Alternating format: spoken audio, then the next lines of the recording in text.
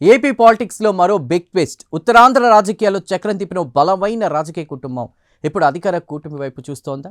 నిన్న మొన్నటి వరకు వైసీపీలో కీలక పాత్ర పోషించిన సీనియర్ నేత బొత్స సత్యనారాయణ ఇప్పుడు పార్టీ మారే ఆలోచనలో ఉన్నారా? సైకిల్ ఎక్కలేక గ్లాస్ పట్టుకునేందుకు ఆయన రంగం సిద్ధం చేసుకుంటున్నారా? కూతురి పొలిటికల్ ఎంట్రీ కోసమే బొత్స ఈ కొత్త ప్లాన్ వేశారా? అసలు తెర వెనక నడుస్తున్న ఆ రాజకీయ మంత్రాంగం ఏంటి? జనసేన అధిష్టానంతో జరుగుతున్న చర్చల వెనుక అసలు కథేంటి? కంప్లీట్ డీటెయిల్స్ ఇప్పుడు చూద్దాం. ఏపీలో స్థానిక సంస్థల ఎన్నికల వేళ ఉత్తరాంధ్ర రాజకీయాలు ఆసక్తికర ప్రచారం తెరపైకి వచ్చింది.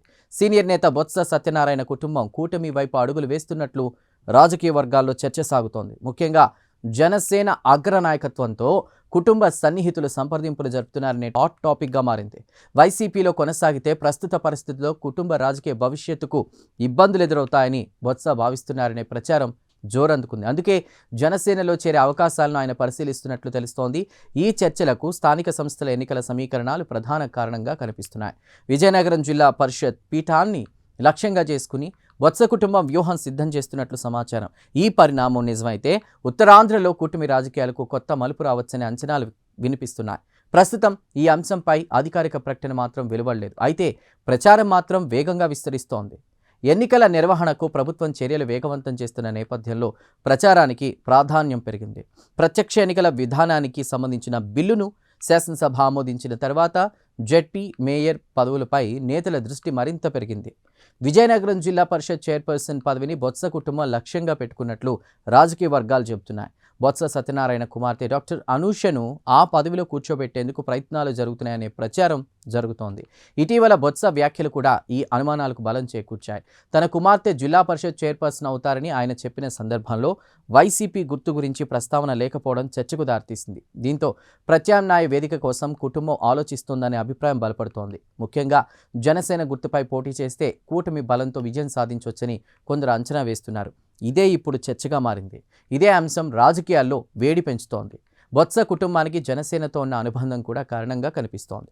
మెగా కుటుంబంతో బొత్స సత్యనారాయణకు సన్నిహిత సంబంధాలు ఉన్నాయనే విషయం తెలిసిందే. వైసీపీలో కొనసాగితే పిల్లల రాజకీయ భవిష్యత్తు ఆశించిన స్థాయిలో ముందుకెళ్లడం కష్టమవుతుందనే ఆందోళన బొత్సలో ఉందని ప్రచారం సాగుతోంది. తెలుగుదేశం పార్టీలో చేరే అవకాశం కూడా అంత సులభం కాదనే అభిప్రాయం ఉంది. దశాబ్దాలుగా టీడీపీపై రాజకీయంగా పోరాడిన నేపథ్యం ఉండడంతో ఆ మార్గం కంటే జనసేన వైపు వెళ్లడం అనుకూలంగా ఉంటుందని సన్నిహితులు సూచించినట్లు సమాచారం.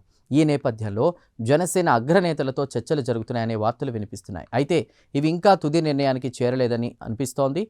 ఎందుకంటే కుటుంబానికి రాజకీయ రక్షణ, కుమార్తెకు పదవి, కూటమి బలంతో విజయావకాశాలు వంటి అవకాశాలపై చర్చలు సాగుతున్నట్లు సమాచారం. ఈ పరిణామం ఆసక్తి రేపుతోంది. సమీకరణం పార్టీ మార్పుపై ఊహాగానాలకు మరింత బలం కూడా ఇస్తోంది.